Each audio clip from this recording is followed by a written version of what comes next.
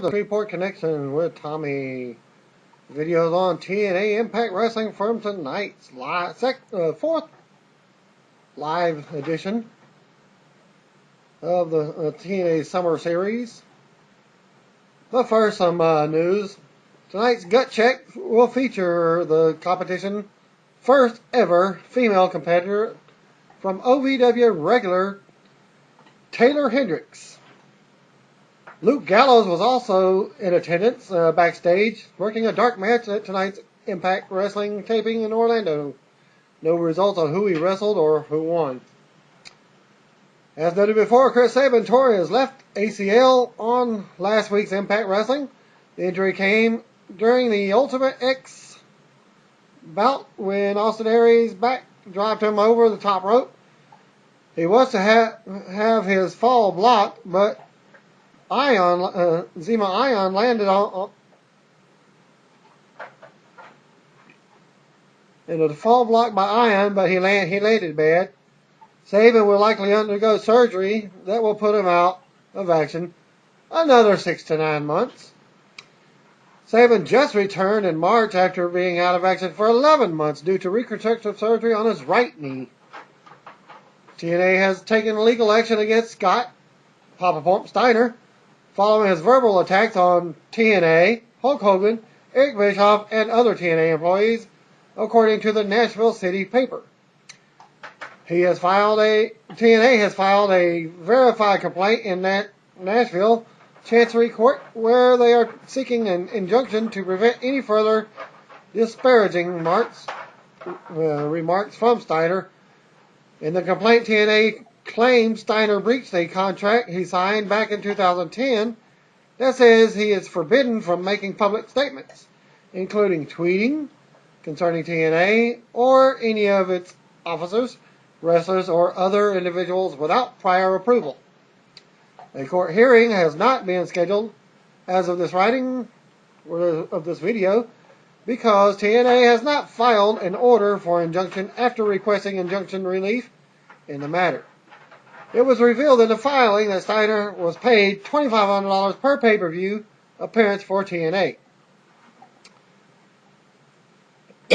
According to court documents filed in WWE versus TNA lawsuit case, TNA officially terminated with Ric Flair on May 11th, 2012. Flair is still listed as an official member of the TNA roster on the company website. And now for the fourth live Impact episode out of 13. They start off with opening the video package documenting James Storm's resurgence in the Bound for Glory series last week when he won 20 points. And Austin Aries facing a title decision tonight. Live in the Impact Zone Mike today. Set stage. Focusing on 3 items tonight. Aries' decision, AJ Styles and Dixie Carter coming clean, and the BFG Series Open Fight Night. Hulk Hogan's music played, and it brought out Hogan posing on stage on the way to the ring. Hogan pointed to his watch and told Aries that it's time. Taz also noted that tonight's Gut Check will feature the first female contestant. After Hogan completed his posing and various crowd milking, Hogan said, when you ask for a change, you better be ready because you make some friends and enemies along the way. Hogan then said what happened at the end of last week's show where Sting was attacked was uncalled for. He said they won't give those people any more publicity, but they will find out who attacked Sting and make it right for Sting. Hogan followed with more plugs for Open Fight Night and BFG Series tonight before calling out Austin Aries to come out and make his decision. Well, in my opinion, the whole show was almost like dead to me. Okay. There was a couple of spots that all men would like, as you will find out later. Because it had 2 knockouts matches. Okay. All right. After a pause, Aries' music played to bring out the X Division champion sporting street clothes and the X Division title belt around his waist. In the ring, A-Double said business first. Aries said last week Hogan put a great and interesting opportunity on the plate for him. Then they recapped the offer from Hogan again before noting, to beat a man in TNA, you have to be TNA World Champion. But X Division title is what the company was built on. He said the X Division title is more important, and he's afraid if he just hands the title over, then it means nothing. Aries said he came up with an idea, option C. Hogan says he's not here to play games, and he didn't give him an option C. It's either A or B. Hogan told him he better have one heck of an idea because he's not here to play the games. Aries said he has option C in mind. He will hand over the X Division title for a shot at Rude only if he sets the standard going forward that whomever the X Division champion is leading into Destination X each year will automatically receive a title shot at the pay-per-view.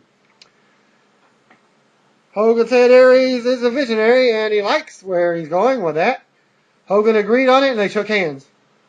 Suddenly, Bobby Roode was not so happy as his music played to bring up Bobby Roode and demanding Hogan get out of his ring. He then asked Aries who he was thinking he is, and that he can dictate what happens in the company. Roode told Aries that his little paper title didn't mean a damn thing to him anyways. He said this is the real world title. A-Double chant interrupted. Roode told Aries that he has just made the biggest mistake of his life. If he wants to get in the main event to challenge for his title, then so be it. But he is no X Division wrestler. I am God's gift to professional wrestling, Bobby Roode said. And he said he will prove why he's the company's top champion at Destination X.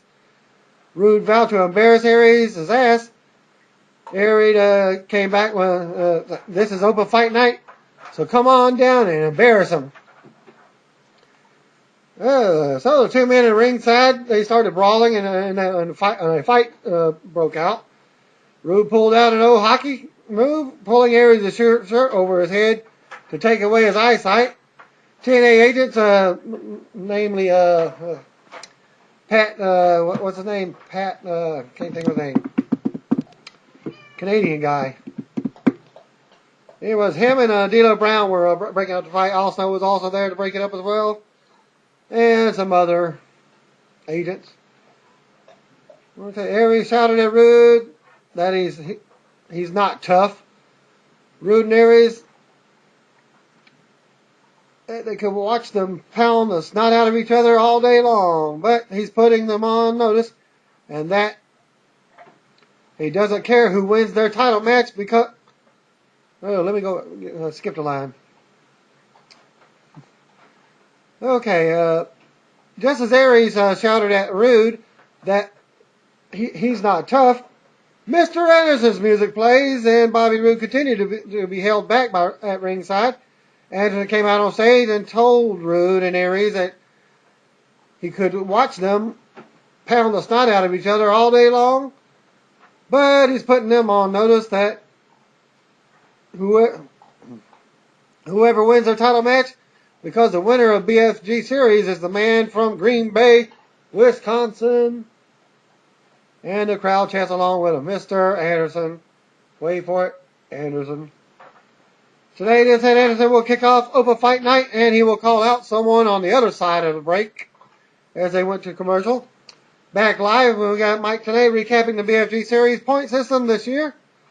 In the ring, Mr. Anderson waited for the red light to make his challenge.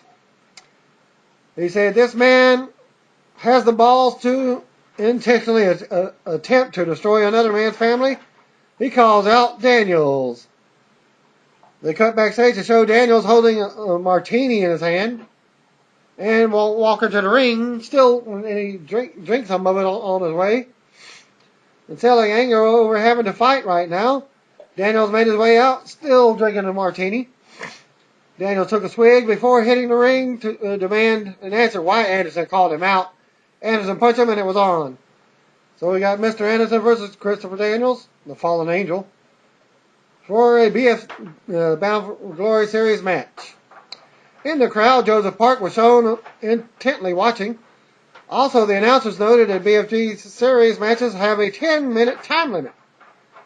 Anderson and Daniels went back and forth before Daniels got too cocky, which allowed Anderson to make a comeback and hit the mic check for a clean pin and win. So Mr. Anderson gets 7 points. I guess certain matches, you only get certain points. Backstage, AJ Styles and Dixie Carter were shown talking in the hallway. Styles acted concerned about having to talk about their issues tonight. He said maybe tonight isn't the right time, but Dixie told him that they've gone over it all week. Styles suggested another way, option C. Dixie sold frustration as Styles sold inner conflict. Backstage segment, the knockouts were gathered on couches in the back room, waiting to find out who's challenging Tessmacher for the Knockouts title tonight. Brooke Hogan walked in the room and they cut the break. Commercial break. Backstage, again, Brooke was in the middle of the conversation with the Knockouts. Madison Rayne was tired of waiting around for her answer, and Brooke ignored Madison, and she wants to talk to them about why they want the Knockout title. ODB said she's different than any other knockout. They got caught up in a conversation with Madison. Brooke cut him off as Madison cut off Madison, and she needs to get her imaginary friend out of her mind. Velvet Sky said she never got her title rematch. Mickie James then claims to be the best female wrestler of all time, which I agree. Brooke told them to get their acts together and be like Tessmacher, who was focused on working hard every night, and there was no resolution to who will face Tessmacher tonight. Back in the Impact Zone, Robbie E. was in the ring for the first actual challenge. Actually, that's Anderson's challenge. And back behind him was Rob Terry. Robbie issued an open challenge to anyone in the back, and guess who came out? Kurt Angle, as he was ready for a squash match, and it happened. Robbie tried to jump Angle once he got in the ring. Angle quickly cut him off and landed 3 German suplexes, followed by an Angle slam. Nothing more than that, and then followed up with an ankle lock, and Robbie quickly tapped. Angle kept on smiling and walked right out of the ring. And Angle gets 10 points for a submission. So now I'm understanding it. It's 10 points for a submission, 7 points for a win. Gut check video. Taylor Hendricks was spotlighted for TNA's tonight's gut check contest. Hendricks talked about fighting cancer early in her career and being at the age of 21. And knowing that she had cancer at that point, kind of tough in her life. Back in the Impact Zone, Magnus' music was played to bring out the former tag champion for the next BFG Series Open Challenge. Magnus said he has someone in mind. They cut to break before Magnus' opponents came out. So we got a commercial break. Back in the Impact Zone, back live, Magnus was in the ring looking for his cue to issue the Open Challenge. He said he wants to face a man whose head isn't in the game. Magnus said he gets it, and that he has women lined up all over the world to get a shot at this. He said he doesn't screw around with another man's wife, though, especially when he writes the checks. So he's calling out a man who is extremely selfish and only thinks of himself, which is none other than AJ Styles. Backstage, Styles took a deep breath and made his way down the hallway to the curtain to answer Magnus' challenge. And the match starts right off, and Styles hit the ring and landed right hand blows before delivering a backbreaker. Styles tried a top rope move, but Magnus intercepted him in midair, turned it into a big suplex. Magnus continued the assault with forearm strikes, but walked into a textbook drop kick. Magnus avoided Pele kick, though, and scored a 1 count on a pin attempt. They cut to a shot of Joseph Park snacking on popcorn as Magnus settled into a chin lock. Styles came back with a corner clothesline before landing a kick to the head. Styles went to the corner for a potential finisher as Daniels and Kaz come out the ringside holding a sheet of paper. Their presence provided a distraction which allowed Magnus to deliver his finisher for the pin and the win. Post-match, Daniels and Kaz sold mock frustration that Styles lost his match. They left ringside and Styles recovered in the ring. So Magnus got 7 points. Backstage segment, Hendricks was shown warming up for her gut check opportunity. She certainly seemed to have the it factor TNA is looking for as they go to commercial break. And back in the Impact Zone, back live, Jeremy Borash is in the ring along with Taylor Hendricks.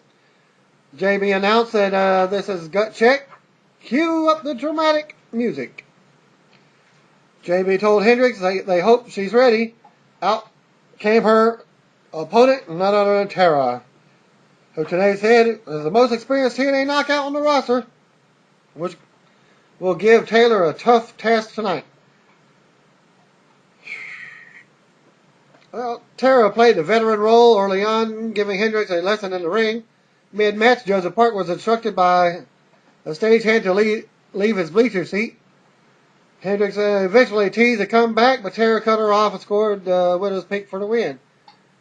The girl has actually got some major talent, so my choice is they sign her.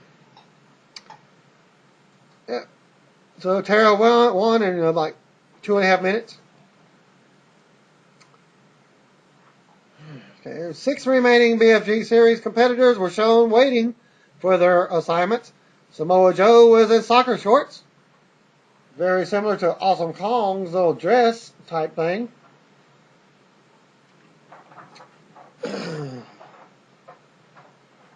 And Jeff Hardy had creepy blue paint on, and Bully Ray and James Storm had a great moment staring at each other down as they go to commercial break. Back from the break, let's see. They have backstage. Park was shown arguing with a stagehand, leading him down the hallway. They were stopped by Bully Ray, who told the lawyer boy that he smells the fear on Park. Park said he may be scared of him, but his brother is not, especially when his brother snatched him out of the ring last week. Then Ray told Park that if he sees him out in the crowd one more time, or Abyss one more time, it will be the last time either one of them is ever seen again. Ray threw him off. Then Park tried to collect himself and catch his breath, following Ray's latest intimidation tactics. Back in the Impact Zone, Samoa Joe's music played to bring out an angry Joe for a fight. Joe took the mic and said since no one in the back has guts to say his name, he'll come out and do it himself. He called out James Storm, who giggled backstage. Joe said since Storm is fresh back from petting his horses and finding his smile, he wants to fight him. Backstage, Storm snarled and came through the curtain to the ring. Joe was the aggressor all through the match, working on Storm's shoulder. Meanwhile, the announcers told the late arriving audience that they missed a lot in the first hour. Joe continued to work on Storm, and Taz amused himself with pronoun discussion. Storm made a comeback with a forearm strike. Joe cut him off with a knee to the gut into an arm breaker. Storm fought back with a forearm, but got caught in the corner where Joe smashes him with an enziguri kick. Joe then slapped on a rear naked choke, but Storm escaped and flowed into the last call super kick for the win. Post-match, Storm celebrated by shooting alcohol into the crowd with nothing but his bottle of beer. Joe wasn't too happy about the celebration and brought a beer bottle back into the ring. Storm saw it coming. Though and prepared to defend himself, Joe opted to give it to Storm instead, though as a sign of mutual respect, according to tna-wwe, before bawling from the ring to give Storm the celebration spotlight. And basically he just handed the bottle back over to him. And he goes back to popping the bottle and spraying it again. Alright, so Jay Storm gets another 7 points to bring him to a total of 27. Then they show a video package of TNA recapping AJ Styles and Dixie Carter scandal over the past several weeks. Then backstage, Styles and Dixie Carter were shown talking again. Styles said he can't focus on his matches, so they need to get this out in the open tonight. He told Dixie that he's falling apart. Dixie, with her hands on his chest, to calm him down, assured him that it's the right thing to do as they go to commercial break. Backstage, Brooke Hogan was back with the Knockouts to talk business and try to see who's focused on getting the Knockouts title. She told ODB that she needs to get her personal affairs in order with her husband pulling his pants down in front of other women. ODB asked where Daddy's office is and then left. Well, Brooke Hogan actually answered that and said, "You're in it." Back in the Impact Zone, Bully Ray comes out in the Impact Zone with purpose. Ray paced around the ring before demanding his music. Well, he cuts him off. "It's off," Taz said under his breath, since it faded out just before Ray spoke. Ray asked if they know who he is before introducing himself as the most hated bully in the world. He demanded to know where Joseph Park is, then noted he's not here right now. Ray went on to business at hand. He said they have RVD, Pope, and Hardy left backstage. Ray said he's going to take it an easy 10 points tonight, then called out Pope. Ray said he wants his quick points so he can go home and move on to a TNA title shot. Pope shook off Ray easy claim, got dressed and hit the ring because he wasn't wearing his jacket or his shades. So he has a stagehand put them on for him before he heads to the ring. Well, in the ring, Pope essentially is walking down. Got in the ring as he's taking off his jacket, which gave Bully Ray the opening jump from behind. Of course, this is being TNA. The bell sounded despite the unfair start. Ray continued the assault with a sustained offense before Pope came back with a right hand strike. They traded bombs before Pope landed an atomic drop into a shoulder block. Pope landed a successful bionic elbow, then delivered his running drop across the Ray's neck. Pope wanted a top rope move, but Ray smacked him down on the ropes and crotching him. Ray followed with a big corner splash before landing 6 of 10 corner punches, because he didn't like the way the crowd was counting with him. Suddenly, Abyss comes through, walking down the steps,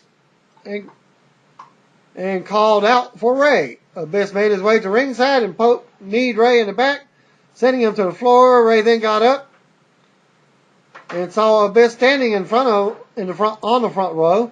Abyss hopped the guardrail and frightened Ray back into the ring. Back in the ring, Pope hit a quick impact move for the pin and the win. Post-match, Abyss hit the ring and chased Ray out of the ring. Ray ran away to the back as Abyss, walking like a zombie, demanded he come to him. So Pope gets 7 points. Backstage segment, Hogan was with the remaining BFG series competitors, who was none other than Rob Van Dam and Jeff Hardy. He said no one called them out, so they must be the odds-on favorite to win the series. That's way overlooking James Storm. Hogan told them that they are his main event tonight. Up next was Brooke making her knockout title match decision. Commercial break. Music video portions of Montgomery Gentry's new music video that starred Velvet Sky. Included in the video was footage taped at the Impact Zone. And you can view the full video at MontgomeryGentry.com. Okay, back in the Impact Zone, Christy Hemme introduced the knockout title match, starting with new knockouts champion Miss Tessmacher. Today noted Tessmacher still doesn't know who she is facing tonight. They cut backstage to Brooke Hogan with Velvet and Mickie James. Brooke told Velvet she got the music video, so Mickie would get the title shot tonight. Velvet acted happy for Mickie. Miss Tessmacher versus Mickie James for the knockouts title. Mickie played a dominant veteran role early on, and she scored several close near falls that continued to frustrate her. Tessmacher came back with a close near fall after Mickie kicked out at the last second. Tessmacher then scored a quick leverage pin for the win, which was none other than kind of like a schoolgirl roll-up. Afterwards, Tessmacher took her belt and held it high, and then left the ring area. Mickie showed frustration and pinned up some anger as they cut away to some more segments and what have you. Backstage, RVD was shown preparing for his main event match as he was wrapping tape around his wrist. Jeff Hardy was then shown walking down the hallway as they go to commercial. Back in the Impact Zone from the commercial, RVD's music played. Back from the break, as the regular obnoxious person in the crowd continued to shriek next to an arena mic. Out comes RVD for the final BFG series match tonight, followed by Jeff Hardy. Hardy knocked RVD to the floor to start off the match with the first minute. RVD then blocked a high-flying attempt. The crowd picked up dueling "Let's Go Hardy" RVD chant. As RVD began to attack in the ring, RVD followed with a split-legged moonsault for a near fall. Very similar to John Morrison's type of move. Then Hardy came back with a bulldog, following with a front suplex before climbing up top. He wanted a swanton, but Rob moved out of the way and Hardy hit the mat. RVD then climbed up for the 450 splash, but Hardy moved. Hardy nailed a DDT, but RVD kicked out in time. Hardy followed with a twist of fate. That turned into a sort of a flip-over neckbreaker. And it was good for the pin and the win. Post-match, TNA covered for this being very short for the TNA main event by focusing on the incredible pace to the match. So Hardy gets 7 points for the pinfall victory. And your BS main event segment, AJ Styles and Dixie Carter were shown walking down the hallway. They answer Daniel's allegations next. And they cut to commercial. Back from the commercial. Now it's time for the moment we've all been waiting for, as Dixie Carter and AJ Styles come out arm in arm to face the music in front of the Impact Zone fans. This was a big swerve. I didn't see this coming at all. Still don't know who the chick that came out there posing as somebody. It was kind of weird. Could have been either, say, Daniels' wife. It could have been AJ's wife. It wasn't even mentioned. All right. Here's the details. Well, Dixie says that this has been going on way too long and for a long time. And these situations never have a positive outcome. People are hurt. Lives of families are destroyed. And AJ takes the microphone and tells Dixie that they can leave right now and they won't have to tell anyone anything. Dixie hesitates as AJ leads Dixie to the ropes. But some girl, who I assume to be, I was thinking it was AJ's wife myself, and a buddy of mine, he didn't think it was. He was thinking it was Daniel's wife. I can agree with that as well. They come out to the ring looking really upset and come into the ring to address the fans. Note from Stu, some other reporter, this chick was really rambling when she first started talking and tried to make it as coherent as possible, but the rest of the segment might still look a bit disjointed.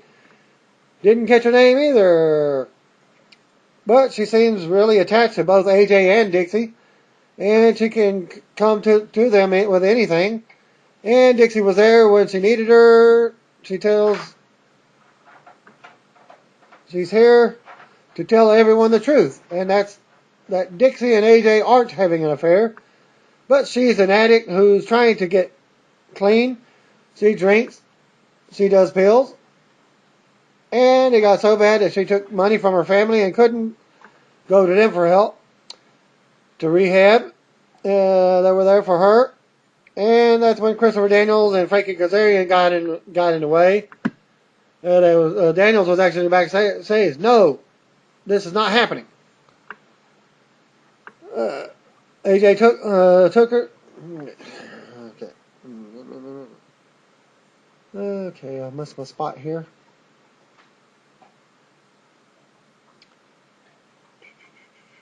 Okay, the hotel room looking really pissed backstage, and the junkie girl freak when she sees that they come out to the ring and get in a fight with AJ. AJ totally loses his mind and destroys both of them by himself, nearly powerbombing Kazarian through the mat.